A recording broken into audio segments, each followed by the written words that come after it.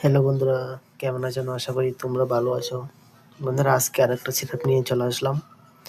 অ্যান্টিফ্লো syrup, ঠিক আছে? অ্যান্টিফ্লো সিরাপটা কেন ব্যবহার হয়? কোন কাজের জন্য ব্যবহার করা হয়? ঠিক আছে, আজকে এর সম্বন্ধে কথা বলবো। ঠিক আছে বন্ধুরা? বন্ধুরা, আমি আবারও বলছি, এই ভিডিওটা শুধু এডুকেশন পারপাসের জন্য বানাচ্ছি। আপনারা কেউই নিজের ঘরে ব্যবহার করবেন না যতক্ষণ না ডক্টর পরামর্শ দিচ্ছে, ঠিক আছে? এটা শুধু এডুকেশন পারপাসের জন্য বানাচ্ছি, ঠিক আছে? এই অ্যান্টিফ্লো সিরাপটা ব্যবহার করা হয় অ্যান্টিভাইরাল ওষুধ হিসাবে, ঠিক আছে? এটা কখন ব্যবহার করা হয়? যখন কোনো পেশেন্টের নাক বন্ধ হয়ে যাওয়া বা সর্দি, গলা ব্যথা, কাশি, শরীরে ব্যথা, ক্লান্তি, মাথা ব্যথা, জ্বর এবং ঠান্ডা লাগা যদি এইসব দেখা দেয়, তখন সাধারণত আমরা অ্যান্টিভাইরাল হিসেবে ওটাকে ব্যবহার করে থাকি, ঠিক আছে? তখন ডাক্তার ওটাকে পরামর্শ করে যে ব্যবহার করার জন্য। এটা সাধারণত আমরা শিশুদের ক্ষেত্রে ব্যবহার করে থাকি, ঠিক আছে? এটা একটা অ্যান্টিভাইরাল, ঠিক আছে? যা ইনফ্লুয়েঞ্জা যাদের পজিটিভ আছে, যেমন H1N2 ভাইরাস যাদের হয়, তখন সেই ক্ষেত্রে এটা ব্যবহার করা হয়, ঠিক আছে? এটা আমরা সাধারণত পেশেন্টকে কীভাবে ইউজ করে থাকি, ঠিক আছে? এটা অ্যাকচুয়ালি পাউডার ফর্মে আসে একটা কাচের বোতলের মধ্যে। ওটার মধ্যে জল মিক্স করতে হয়, 75 ml জল মিক্স করতে হয়। ওটা মিক্স করে তারপর পেশেন্টকে দিতে হয়।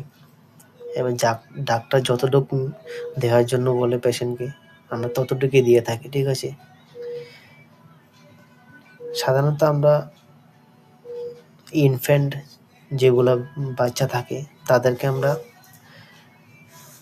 0 to 8 মান্থ 0 to 8 মাসের যাদের বাচ্চা হয়, তাদের ক্ষেত্রে আমরা এই সিরাপটা 3 mg পার কেজি ডেইলি 2 বার করে ব্যবহার করতে পারি, ঠিক আছে? আমি আবার বলছি, যখন ডক্টর পরামর্শ দেবে খাওয়ানোর জন্য তখনই দেবেন, নিজে থেকে কখনো ব্যবহার করবেন না, ঠিক আছে? আর যাদের বয়স 9 থেকে 11 মাস, তাদের ক্ষেত্রে আমরা 3.5 mg করে আমরা ডোজ দিই ডেইলি 2 বার, ঠিক আছে? আর চিলড্রেনের ক্ষেত্রে কি হয়, 1 থেকে 12 বছরের বাচ্চা যারা, তাদের ক্ষেত্রে আমরা 30 mg পার কেজি লাগাই, ঠিক আছে? আর যারা অ্যাডাল্ট, তাদের ক্ষেত্রে আমরা 75 mg পার কেজি লাগাই, ঠিক আছে? ওটাই বলা ছিল বন্ধুরা। তো আমি এটাই বলবো বন্ধুরা, যে ছোট বাচ্চাদের কোনো সমস্যা হলে সঙ্গে সঙ্গে ডাক্তারের কাছে নিয়ে যাওয়া ভালো। কখনো নিজে থেকে বা ট্যাবলেট দিয়ে দিলাম, সিরাপটা দিয়ে দিলাম, ভালো হয়ে যাবে, তো কখনোই এরকম ডিসিশন নেবেন না, ঠিক আছে? কারণ এতে বিপরীত হয়ে যায়, ঠিক আছে? সেই জন্য যখন ছোট বাচ্চাদের একটা রোগের লক্ষণ দেখা দিচ্ছে না, তখন সঙ্গে সঙ্গে ডাক্তারের কাছে নিয়ে যাবে। যখন বড়সড় হয়ে যায় না ওটা, যখন এটার রোগটা যখন বড়সড় আকার ধারণ করে ফেলে, তখন ডক্টরও কিছু করতে পারে না।